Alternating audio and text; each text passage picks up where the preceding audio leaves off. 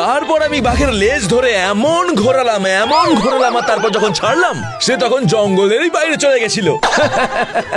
তাহলে কি তোমার বাঘকে একটু ভয় করে না? ওই বাঘটা কি দ্বিতীয়বার জঙ্গলে আসেনি? আরে আমি যতক্ষণ আছি এখানে, ও কি আর এই গ্রামের বনে আসবে কখনো? প্রশ্নই ওঠে না কোনো। বনের রাজা শুধুমাত্র একজনই হয়, চুনিলাল থাকাকালীন। আর কে বনের রাজা হতে পারে? চুনি, ও চুনি, বাবা এই গোবরের ঝুড়িটা বাইরে নিয়ে গিয়ে ফেলে দে। এখনই আসছি। তোমরা কেউ যাবে না, এখনো অজগরের গল্প বাকি আছে কিন্তু। আমরা সবাই এখানেই থাকবো।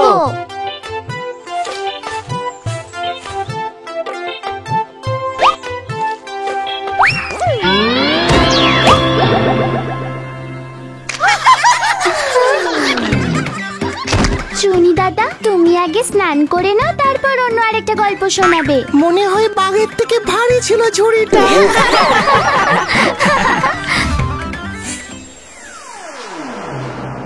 একদিন সবজির দাম জমির দামের মতো হবে।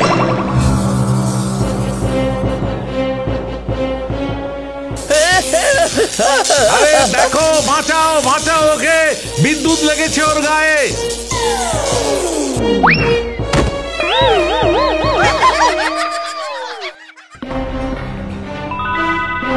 শুননি, ঠিক আছো তো? এখন কেমন লাগছে? এত জোর বিদ্যুৎ লেগেছিল তোমার, আমরা তো ভেবেছিলাম তুমি পৃথিবী ছেড়েই চলে যাবে। চুনি, তুই ঠিক আছিস তো? ভগবান আমার ছেলেটাকে বাঁচিয়েছে।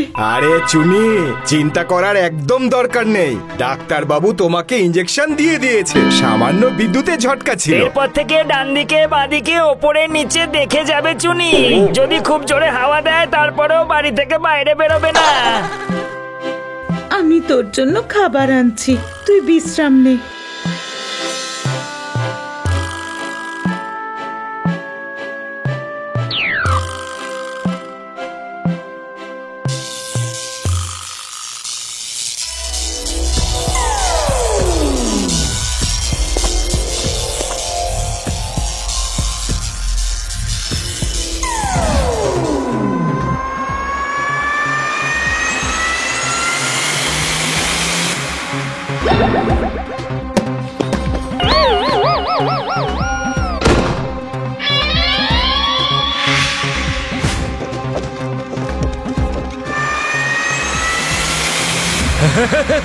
এই বিদ্যুতের ঝটকা তো আমাকে ছট করে আমার জীবনটা পাল্টে দিল।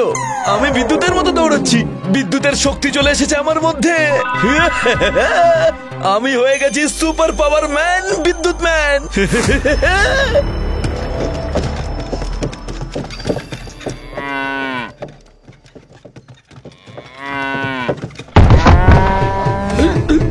আরে ভাই, কেউ সাহায্য করো, আমাকে বাঁচাও, কেউ আছো, আমাকে বাঁচাও। কাকা চিন্তা করো না, এখনই তোমাকে তুলে নিচ্ছি। আরে বাবা, আরো দু একজনকে ডেকে নাও, নাহলে তুমিও সেই সঙ্গে নালায় ডুবে যাবে। আরে একদম চিন্তা করো না কাকা, আমি একাই তোমার গাড়িটাকে তুলে দেব। তাহলে আর বেশি লোকের কি প্রয়োজন? আরে এটা কি করে হলো? এ যে একদম জাদু। এটা বিদ্যুৎ ম্যানের শক্তি কাকা। যাও বাড়ি যাও। প্রথমবার এরকম শক্তিশালী মানুষ দেখলাম, যার শরীরটা তো একদম রোগা পাতলা, কিন্তু বল শক্তিমানের মতো। কি হয়েছে লাল্লু, সবাই উপরে তাকিয়ে কেন? আরে ওপরে তাকিয়ে দেখ, ওই জলের ট্যাঙ্কির পিলারটা ধীরে ধীরে ভাঙছে। যদি এই ট্যাঙ্কিটা পড়ে যায় তাহলে গোটা গ্রামের অনেক ক্ষতি হবে। আমি থাকতে গ্রামের কোনো ক্ষতি হতে পারে না লাল্লু। এই তুই কি করবি?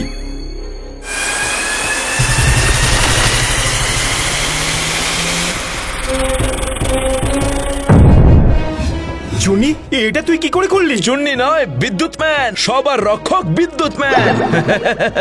সত্যি চুনি দাদা, শরীর যেরকমই হোক কিন্তু শক্তিটা পুরো সুপারম্যানের মতো। আমাদের গ্রামের সুপারম্যান। জিন্দাবাদ। আরে আমাদের চুনির কাগজে ফোঁটা চেপেছে। আরে কালকেই তো একটা লাইন বিচ্যুত ট্রেনকে উল্টে যাওয়া থেকে বাঁচিয়েছে। আমাদের চুন্নি ভাই তো রোজ রোজ নতুন নতুন কাজ করছে। যখন থেকে ও বিদ্যুৎ ম্যান হয়েছে, আমাদের গ্রামের সম্মান আশপাশে গ্রামে অনেক বেড়ে গেছে। না হলে আগে তো আমাদের গ্রামকে কেউ চিনতই না।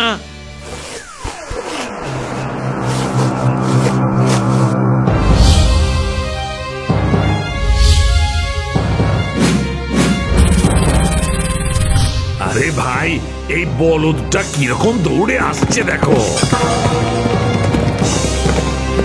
পালাও, ও তো এদিকেই আসছে। আরে কেউ বাঁচাও, এই বলদটা তো আমাদের শেষ করে দেবে।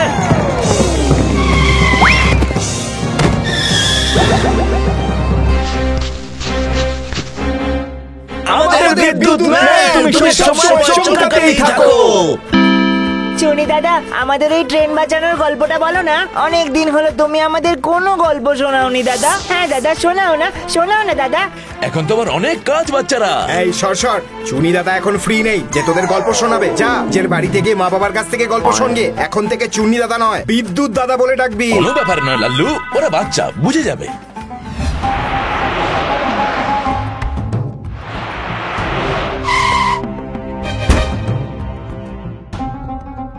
এই কি সেই বিদ্যুৎ ম্যান? হ্যাঁ স্যার। দেখে তো একে কোষ্ঠকাঠিন্যের রোগী মনে হচ্ছে। আমাদের শত্রুদের মিসাইল থেকে বাঁচাবে, যেন এমন না হয় এর মরবার খরচও সরকারকে দিতে হচ্ছে। স্যার, বডিতে যাবেন না, ওর ভেতরে স্টিল বডি। আপনি এখানে দাঁড়িয়ে যা দেখছেন সেরকম নাও হতে পারে। সরো সরো, সবাই সরো। হ্যালো বিদ্যুৎ ম্যান, আমি তোমার প্রশংসা শুনে একটা প্রস্তাব নিয়ে তোমার কাছে এসেছি।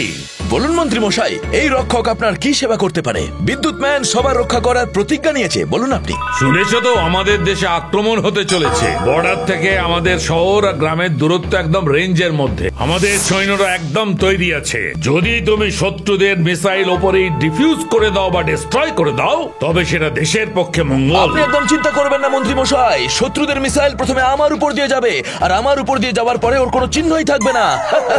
Well done, my boy. আমাদের দেশে তোমার মতো নজওয়ানদেরই প্রয়োজন।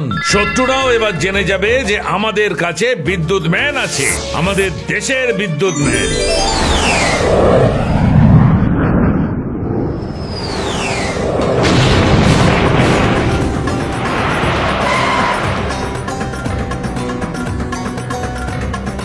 বিদ্যুৎ ম্যান কোথায়? তাড়াতাড়ি ডাকুন। কি হয়েছে?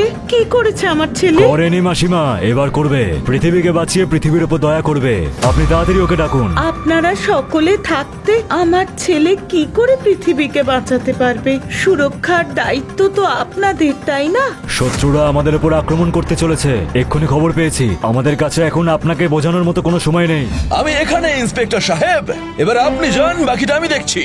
আকাশের মধ্যে ওই প্লেনগুলোর উপর আমি বিদ্যুৎ বর্ষণ করব।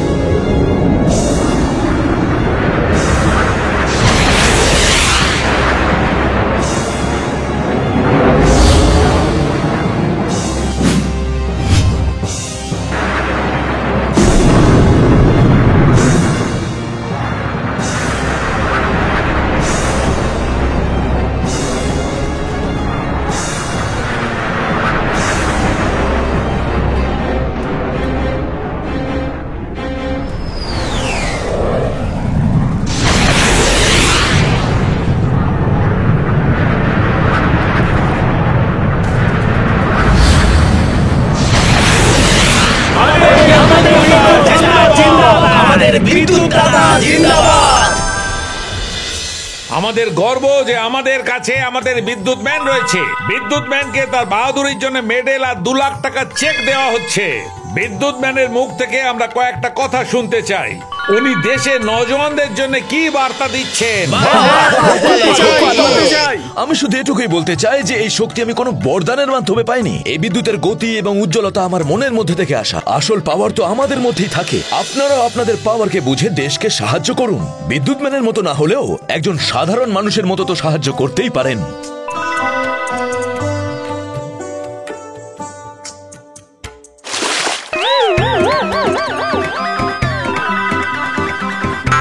আমি তো ভেবেছিলাম চুন্নি মরেই গেল।